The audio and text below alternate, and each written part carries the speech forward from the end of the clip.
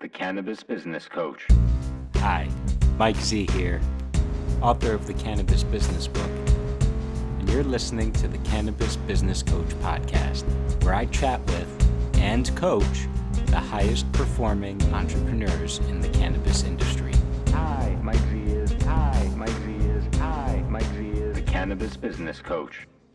Hi, Mike Z here, and today I'm joined by a dear friend and mentor of mine, Mr. Neil Kaufman, the founding partner of Kaufman Associates, and even before that, someone who's had an illustrious business career.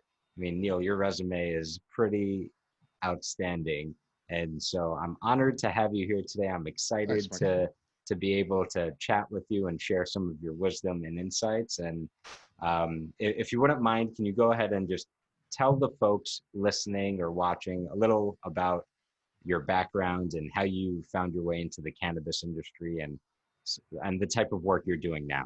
Sure. Well, thanks, Mike. Thanks for having me. I'm very much looking forward to today. So I've been a practicing corporate and securities lawyer for over 35 years. And that's really how I found my way into the cannabis industry. 1984 graduate of New York University School of Law. Worked at a big Wall Street law firm for a number of years. I was the chairman of the corporate department of a couple of large regional firms. And about 4 years or so ago, when faced with the choice of giving up my cannabis practice or leaving my firm and doing something else, I decided to start my own firm. I had my own firm during the tech boom of the late 90s, so I essentially restarted it. And so my firm, Kaufman Associates, has been relaunched for over 4 years now. And we are corporate and securities counsel to the state legal cannabis industry. What does that mean? Well, we've participated in over $800 million of cannabis industry transactions. We work with cannabis companies on everything from starting their business, forming their entities, structuring their corporate groups. In many cases in this industry, it also involves restructuring and reorganizing their corporate groups, because cannabis, being a capital-intensive industry, tends to be financed in silos. And then when it comes time to make these companies marketable or investable, they need to be combined. And so we do a tremendous amount of work with major cannabis companies, taking them through these restructurings and financings and acquisitions and their commercial contracts and all, executive compensation, equity compensation for employees, and all the things that growing companies need. Now, we do that based on all of our experience prior to the explosion in the legal cannabis industry in the last several years, in the regular non-cannabis world, where I've participated in private placements and IPOs and other public offerings and SEC filings and mergers and acquisitions and all types of commercial contracts and satisfying the needs of growing businesses for the last 35 years. In addition to running my law firm, just so you have a sense of my background, I am also on the board of trustees and the chairman of the audit committee of 2 mutual funds. So when we talk about the lack of institutional investors in the cannabis industry because of federal illegality, I have an insight on that because of my hands-on experience for the last 6 or 7 years now on the board of mutual funds and as chairman of the audit committee. That's been a very fun part of my life and has actually intersected with my cannabis practice, interestingly enough, over the last couple of years. And then in addition to those things, my, fourth and fifth jobs are as the chairman of the board of 2 not-for-profits. I'm the chairman emeritus of the Long Island Capital Alliance. I was the chairman of the board for 8 years, and I've stepped up to the emeritus role. That's a nonprofit organization that helps local companies raise growth capital. We've helped dozens of local companies raise hundreds of millions of dollars of growth capital and added thousands of jobs in our community over the last 30 years. And I'm also the chairman of the board of the Long Island chapter of Financial Executives International, a nationwide organization of CFOs, controllers, and other financial executives. So with that as my background, I wish I could tell you that my involvement in the cannabis industry was the result of some bold strategic genius. But it's not. As so much in life, it's somewhat serendipitous. While I've always been a fan of cannabis and loved the plant and always was a strong advocate for legal reform of the cannabis laws in this country, I didn't really get actively involved in the industry till about 5 or 6 years or so ago. I was engaged by a group that was applying for a license in New York when New York had its first round of medical marijuana licenses.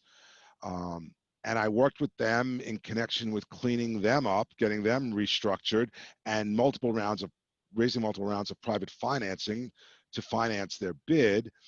And then in the course of doing that, that group secured the exclusive rights from Tikkun Olam Limited in Israel, which is, the original medical marijuana company, the first, as far as we could tell, the first company in the world that was ever licensed by a government to have a medical marijuana business. So having secured those intellectual property rights, that group, and an affiliate of the group that applied for the New York license, also designed and began operating a nationwide cannabis business and a worldwide cannabis-derived pharmaceutical business.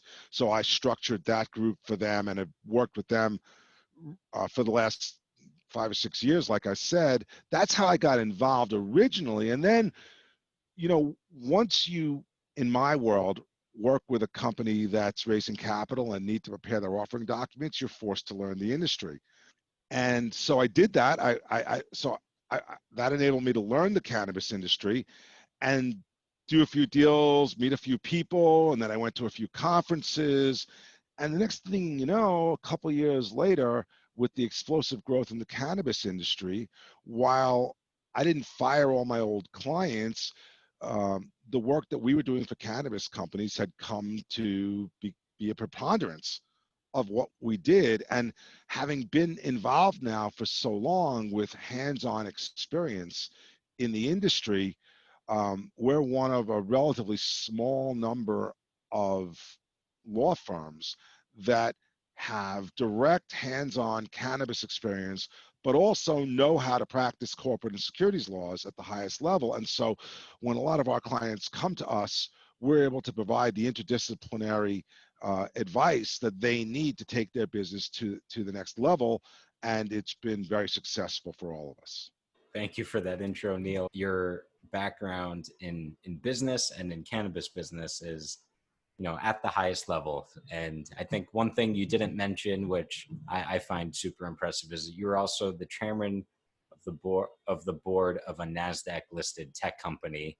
And so, I was 20 years ago at the tail end of the tech boom. I was the chairman of a Nasdaq-listed tech company, which was a very interesting experience. I feel for all these CEOs of public companies dealing with analysts and other Wall Street participants. I must say, even as a securities lawyer, I found that to be a real challenge to keep track of what you can and can't say to the street. It's it takes a significant amount of mental energy and discipline to do. And so I have tremendous respect for all of those who deal with that on a daily basis. And that's, part of some of the advice that I provide to my clients is, how do you get ready to go public or sell to a public company? And the corporate governance that you need to put in place to make yourself an investable company or a potentially public company.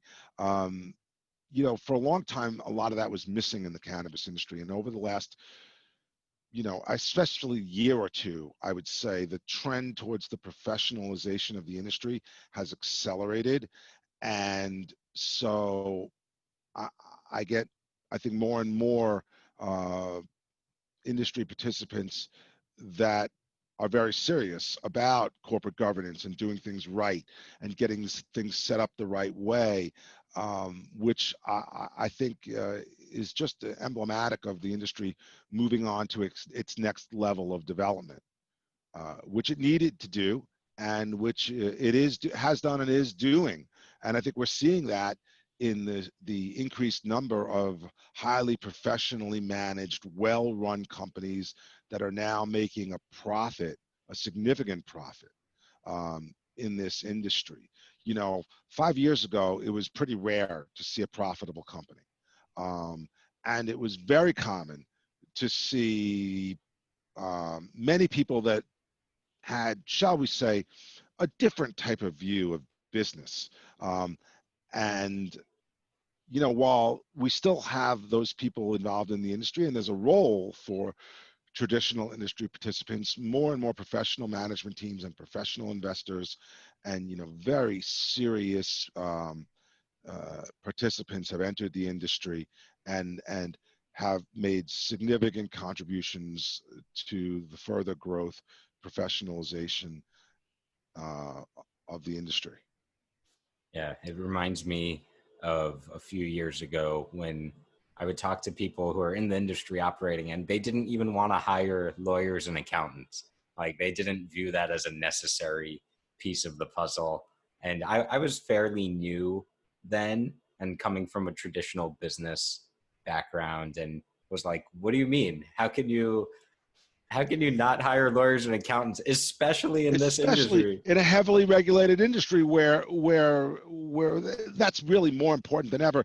And some of the accounting and obviously the tax issues like 280E and some of the accounting issues that arise from the nature of the industry, the common use of cash, and some of the historical vestiges, it's critically important. Yeah, I used to hear a lot from people, well, we don't need to do that because this is the cannabis industry, and so it's different. And the reality is, it's not so different anymore. Maybe 5 years ago, you could get away with, persuading an investor that you didn't really need to have your paperwork tied down. You didn't really need to go through a more traditional due diligence process, but that has changed. And as the amounts of capital being raised have increased, and we're now seeing, fairly significant 20, 30, $50 million deals and more. I mean, we just saw a $250 million financing announced a few weeks ago that I was involved with. These are serious investors, and they understand that the due diligence for a cannabis company needs to be not scaled down because it's cannabis, but really scaled up because it's cannabis, because you have the extra layer of risk with federal illegality and all of the serious regulatory compliance issues.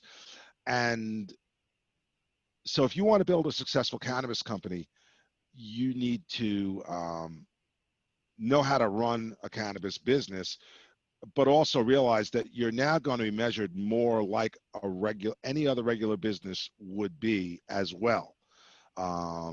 And the days of ignoring that, I think, are over.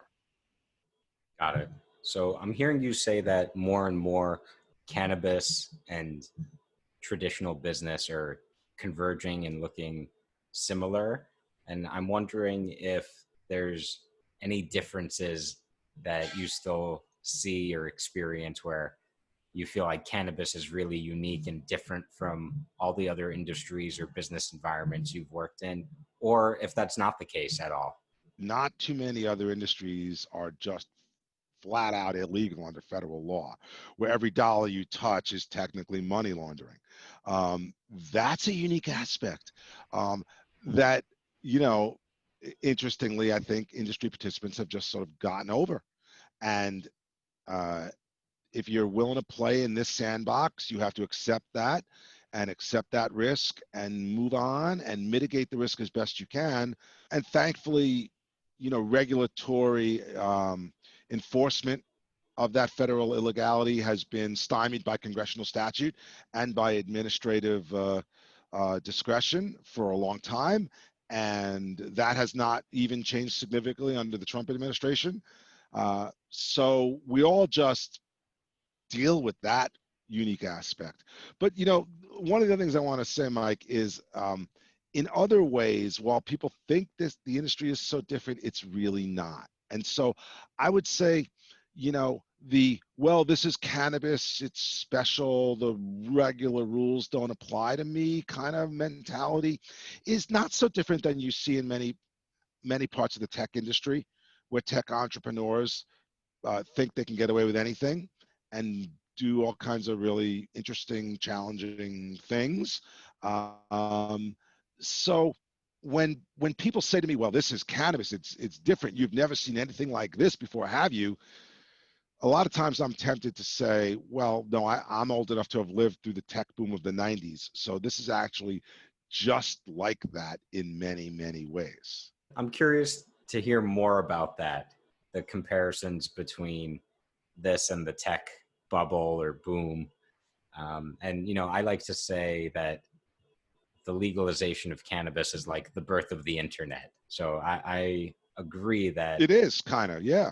And so, but I'm curious to hear from your perspective some of the similarities. And also I'm curious, you mentioned a little while ago that when you first started working in the industry, you were forced to go and learn the industry. And so I'm curious to hear a little about how did you go about getting that cannabis education or cannabis industry education? Because I'm sure there's lots of folks listening that are just getting started on that path.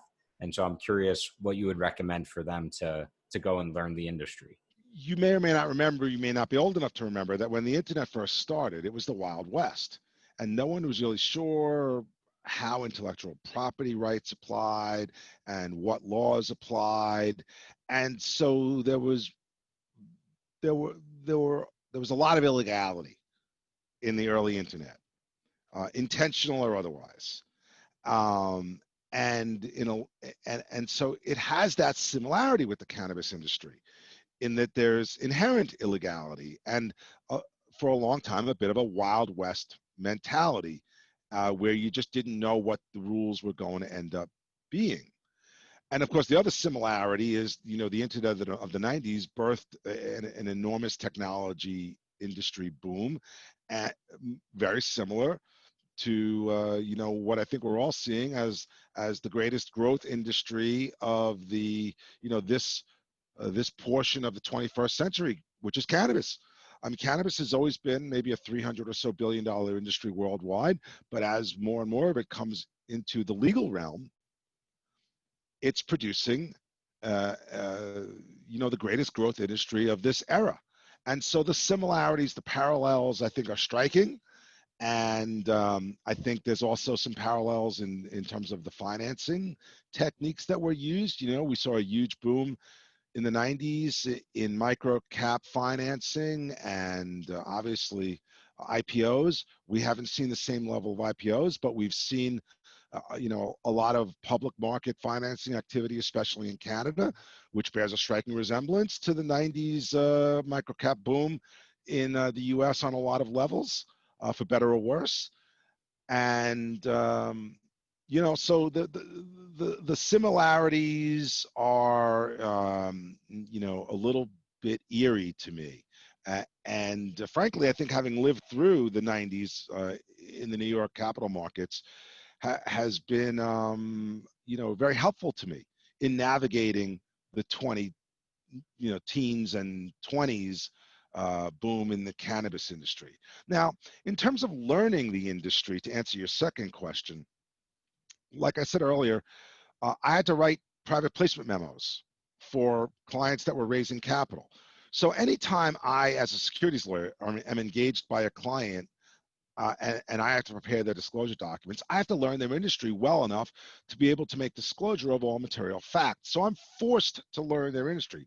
There's a lot of commonality in business and a lot of commonality across industries.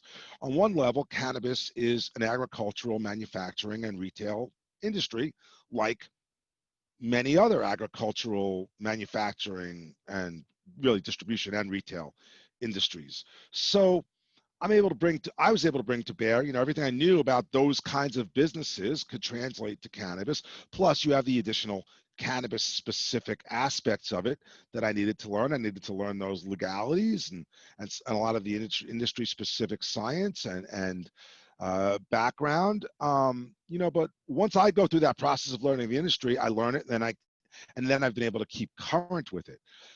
To come in now and learn the industry, you know, I, I mean, following a similar pathway could work.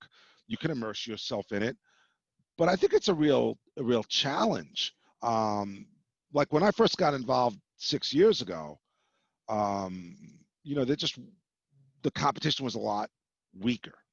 Um, you had a lot of self-styled cannabis lawyers, but not too many of them really were knew much about corporate law. You had some corporate lawyers who were involved, but very few, and they generally didn't know much about cannabis law.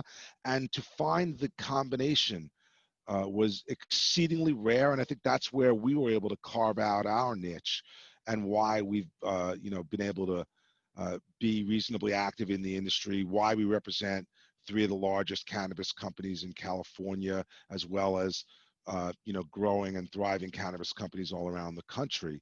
Um, to come in now, I think the playing field is a lot more challenging. You can still learn it. It's not rocket science, right? If you can read and assimilate information, you can still learn it. It's just, it's at a different stage of development. I agree with you. And I think anyone coming into the industry really has to invest in getting that cannabis education, which it's all out there. You can do, to your point, if you can read and assimilate information, it's out there for you. And a great starting point is the Cannabis Business Book, which you can go on Amazon.com. And I've assimilated a bunch of wisdom from 50 industry insiders. That's a great beginner's guide or a guide for folks who are new to the industry to get to know some of the nuances and really start that cannabis education journey.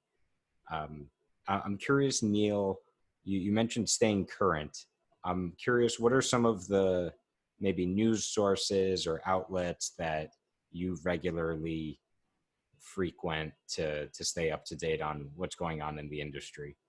And I'll throw on a part two is, what's a piece of news that's either excited you or concerned you as it relates to the cannabis business? And my beard doesn't count as a piece of concerning news. So, Well, look, I think most of us in the industry, get marijuana business news daily in our inbox.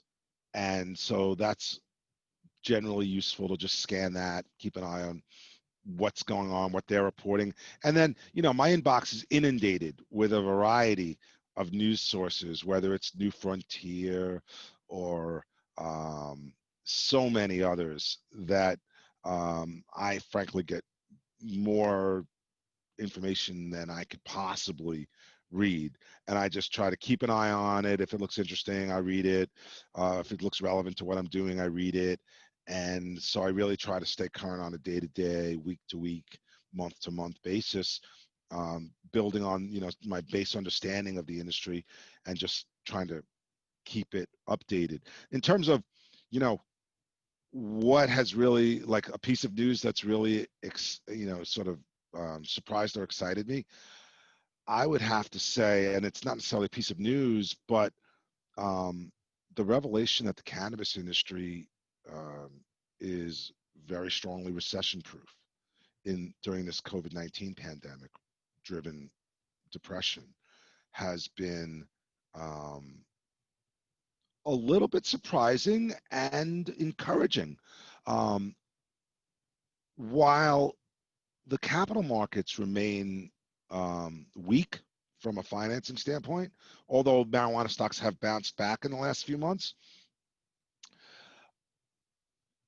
observing how some of my clients, especially the stronger ones, are doing very well right through this depression has been an enormous relief, a little bit of a surprise, and I think great news for the industry. I mean, I have several clients that are doing better than ever right now from a financial standpoint, from an operational standpoint, generating more revenue, making more money. That's phenomenal in this kind of depression driven by a respiratory virus. I mean,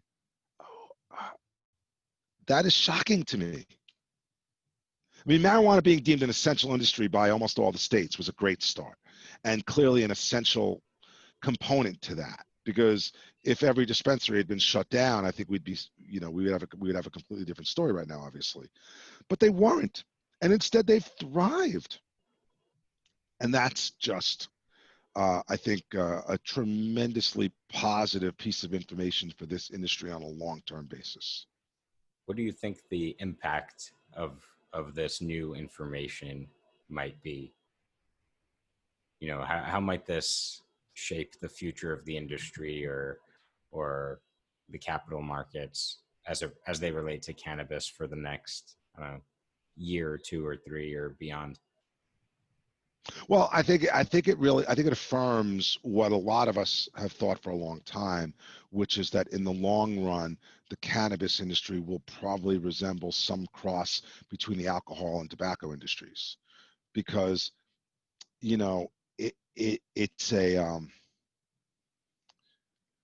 it's a medicinal and in some cases intoxicating substance that is derived from an agricultural product, so long as that is remains the primary source of cannabinoid chemicals, unless that were to be overtaken by biosynthesis or some other technological development. For the time being, for the foreseeable future, I think we're looking at an agriculturally derived sin and medicinal industry. So it's really a combination of nutraceuticals, alcohol, tobacco. Those are three pretty interesting industries. And if you're a synthesis of those, I think you're a pretty good industry. So let me ask you, Neil, what do you think about the future of New York cannabis and maybe the Northeast or the East Coast, where we're still, I would say, behind the West Coast in a lot of ways? And there's the expectation of New Jersey, New York, and the tri-state coming online. I'm curious, if you have a view on what the future might look like in the tri-state area. Well, look, it's very difficult to predict right now. I think the COVID-19 pandemic has significantly affected the development of the industry in the Northeast in ways that we had no way to predict back last winter and spring, when we all expected New York and perhaps other states as well to legalize recreational cannabis in the near term. So once COVID hit, that legalization in New York fell off the political agenda. We're still likely to see New Jersey vote in a ballot initiative this November to legalize cannabis, which I think we all expect will encourage New York and other neighboring states to do the same, because why should New Jersey get to keep all the tax revenue? Every state is more desperate now than ever for tax revenues. I think we all have a general expectation that that's going to drive cannabis legalization, recreational cannabis legalization. One of the interesting things that I've noted is that pre-COVID, New York Governor Cuomo had attempted to coordinate with other neighboring states with respect to cannabis regulation, which would be enormously helpful if there was some degree of relative uniformity in the regulatory structures in the Northeast states. Now, those same states have been actively cooperating in dealing with the COVID pandemic. If that cooperation can now be continued and carried forward back into the cannabis industry, and we see, a segment of contiguous states in the Northeast that legalize recreational cannabis with compatible regulatory structures, I think the Northeast will be the next boom area for the industry, could very well drive the next boom in cannabis investment, and increasingly pave the way for federal legalization. That's my hope. I won't say that's a prediction, because when it comes to predicting politics in this country and in the state of New York, you make those predictions at your own peril. But fingers crossed. Let's hope so. Awesome. Well, thank you for that. Neil, I want to ask you what you've had. No, that's right. Well, I could edit that out. Neil, you've had a tremendous business experience that we've covered. You've worked at the highest level of the cannabis industry. I'm curious, what about you? What has allowed you to succeed in business across the board, not just in cannabis, but what's your highest power? That's a difficult question. I don't know, Mike. I think I think I just have a pretty good ability to solve problems. I've been through behavioral profiling and other sort of management tools through those processes. And, what those folks tell me is that I have a very unusual blend of strategic thinking and detail mastery. Most people can't do either. Very few people can do both. And that, I think, is what has enabled me to practice in my profession at a high level, as well as learn how to best operate in boardrooms and in managing businesses at a high level. I don't have a lot of natural gifts. I can't throw a fastball 90 miles an hour. I can't run a 4.40. But put me in a boardroom and I can help figure out a solution to the problems and a strategy for the business that can lead to long-term success. So I think that's why I, have been a successful corporate and securities lawyer, why I'm now, a pretty good corporate cannabis lawyer, why I've been invited to sit on boards and advise boards and help make businesses successful. Awesome. I love that. And it's funny, what that made me think of is once upon a time when I worked at the bank and I was miserable, didn't really enjoy my job or time there. And some of my managers would say, you really need to work on your attention to detail. And in my head, I would always think, it's not that I need to work on my attention to detail. I'm just not interested in the details that you want me to pay attention to. But well, right. Exactly. But look, the details are important in life. The devil really is in the details, and by the same token, you can't get lost in the details. So the ability to master the details and manage them in a strategic way is not a common ability. Certainly not. And I hope that 30 years from now I can say, like you say, that I've found that balance. And of course it'll take some time. Neil, I want to ask you, what advice do you have for investors who are either interested in cannabis or want to place capital, but are not so familiar with the industry? What advice or recommendations would you offer to those folks? Well, people ask me all the time, what stocks should I buy? And, that's an almost impossible question, especially given how a lot of the stocks are fairly thinly traded on, mostly on the Canadian markets. And, the sort of reduced level of transparency in the disclosures of a lot of those companies compared to what we typically expect to see in the US. Other people ask me, well, what segment of the industry should I invest in? If I was going to pick a segment, what should I go into? And, that's difficult to answer too, because, some people believe that ultimately it's all about cultivation. Other people believe that cultivation is a commodity, and that's not where you want to be long term. Right now, I see cultivation companies making significant profits if they have a good niche. Will that last forever? I don't know. You know, adding value in at the manufacturing level, I've always thought was a pretty solid place to be. Um, a lot of it depends on a state by state basis on the regulatory structure within that state. Um, if I was going to have one piece of advice for investors, it's that as I mentioned earlier, I'm seeing more and more strong management teams running successful companies. And so I would say that those companies and those teams are out there, they're succeeding.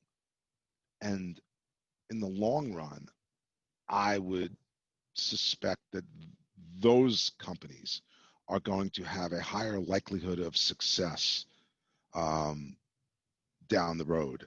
And so that would seem to be, you know, the most prudent place to invest your capital, mitigated, of course, by the demands of those people because they know their companies are worth have a greater chance of success and are thus worth more, and they're commanding higher valuations.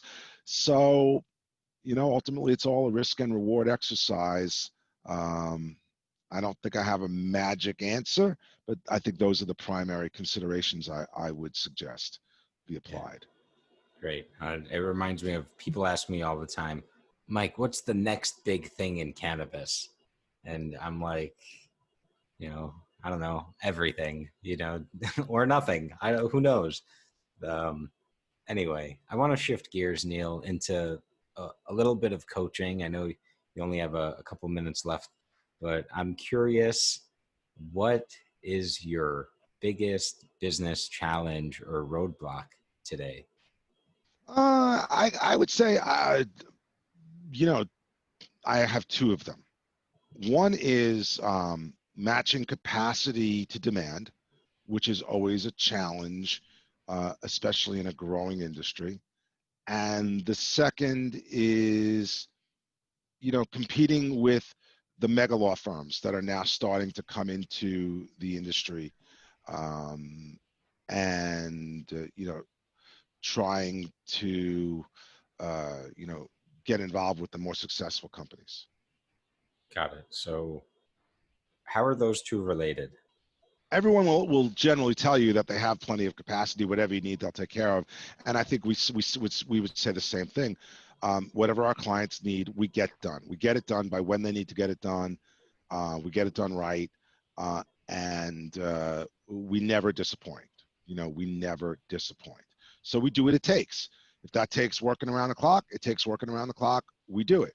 Um, you know, that is, you know, that can become a challenge as staffing fluctuates. So, you know, I might add an associate, I might lose an associate, and as that fluctuates, our capacity fluctuates, and you know, while we always get it done, sometimes it's more difficult than other times. Got it. And how does that relate to competing with the mega firms, if at all? Well, you know, we don't have 800 lawyers sitting around waiting to be given assignments, right? Um, so for clients that are not cost sensitive, who don't mind paying $1,200 an hour times 5 on every conference call, you know, it can be difficult to match that capacity. On the other hand, we're so experienced at this, we can do things um, a lot faster and more efficiently because we've been doing them for years. And for our clients that are cost sensitive, we do it in a more cost effective way because, you know, every day when I wake up in the morning, my goal is to try to find a way to get a good night's sleep that next night. Um, it's not to like, oh, you know, a lot of clients think that lawyers wake up and what they want to do is, you know, bill their clients as much as possible. And, you know, maybe there are lawyers out there that operate that way. I have a different approach. Like my approach aligns more with, I think, most of my clients' interests, which is I know I need to get their satisfy their needs, get their work done, but I don't have the luxury of having 5 guys, you know, being on every call and, just like churning hour after hour. We have too much to do. Like we have to operate efficiently. If we're not efficient, we won't be able to get our work done and we won't get to go to sleep that night. So in most instances, I find that our interests are aligned with our clients in that we have to operate efficiently, which makes our clients' experiences with us highly cost effective.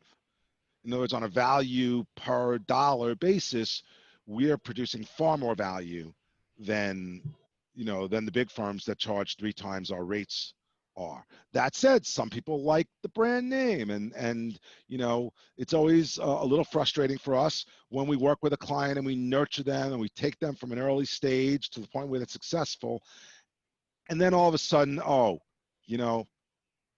they want to bring in some major firm to do some piece of their work. We work with those firms all the time. We do deals with them all the time. We're co-counsel with them all the time. We do it. It's just sometimes a little frustrating. I hear that. I'm curious, what is the biggest obstacle that can prevent you from operating efficiently? Not being provided the tools that we need.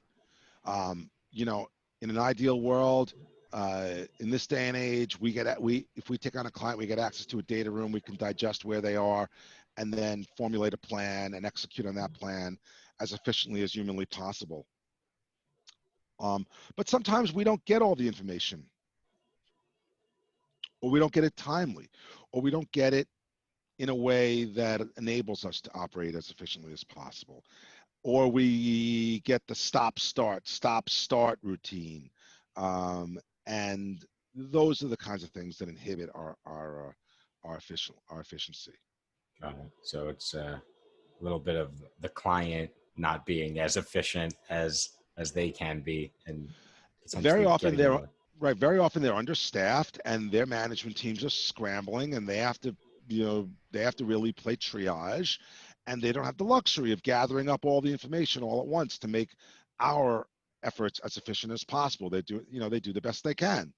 So we work with them as best we can, and we, I think, perform as efficiently as they enable us to. I see. I'm curious, how often is that the case, where the management teams or executive teams are spread thin and scrambling to get everything in place so that you can help them? In the cannabis industry, almost always. Almost always. Interesting. I'm not surprised by that answer. Well, because you have rapidly growing companies that start off with thin management teams that often don't have a lot of experience. A lot of them bring in experienced executives, and that can help tremendously, and has helped tremendously with a number of our clients. Some of them never do, and they just try to get by super thin. And it's a challenge. Some of them don't really understand the value of it. A lot of them are just looking to keep their overhead down. There's a variety of motivations, and all of those factors can contribute to less than optimal efficiency. And look, especially with smaller growing companies, legal fees tend to be a disproportionately high expense. And that's exacerbated even further in a highly regulated and highly capital intensive industry like cannabis. So if as a cannabis operator, you fail to manage your legal resources as efficiently as possible, it's very easy to end up with runaway expenses. We try to help manage that as effectively as possible. We try to provide the benefit of our experience in doing so, and sometimes we're more successful than others, usually due to constraints that are beyond our control. So I'm curious, Neil, if there's maybe something that you haven't tried or done yet, a way to combine your strategic thinking skills and your detail mastery to consistently help these cannabis executive teams or these companies that all seem to have this common issue. And yeah, so I'm just wondering if there's maybe like a system or process or referral or something that you could offer as a value add that will help these clients, get a little more efficient or organized. That'll not only be good for them, but also save you a couple of headaches as far as getting them onboarded or working with them. Well, we do that on a regular basis with our clients. I'm not bashful about providing strategic advice wherever it's welcomed, and it generally is. And so we try to help our clients, not just with their actual legal needs, but also on a strategic level, and give them the benefit of what we've seen and what we've experienced, and try to help them manage their processes, to maximize their chance of success. And if I could also sort of answer that same question from my own personal standpoint, as we were talking about earlier, one of the ways that I deal with the issue of how to compete with the big firms is I'm affiliated with a big firm. So I have a relationship with Blank Rome, and they're often able to provide, the resources if something comes up that's not in our wheelhouse or not. Not within our area of expertise, or out of our jurisdictional reach.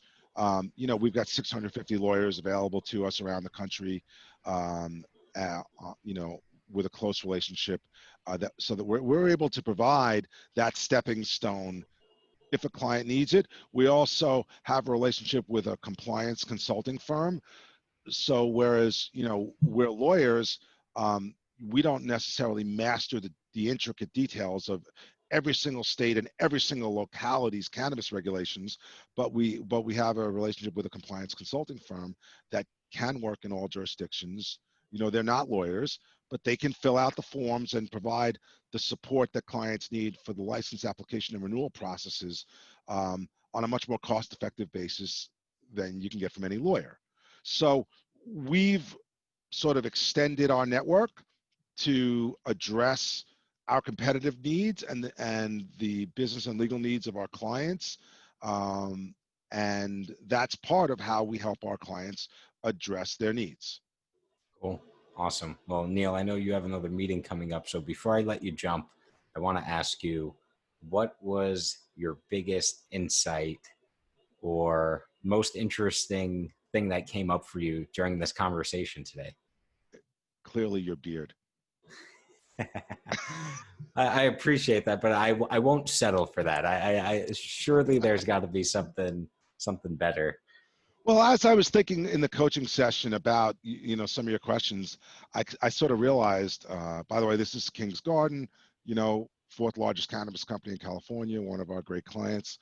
For all my other clients, if you want your swag being shown on video, you got to send me some.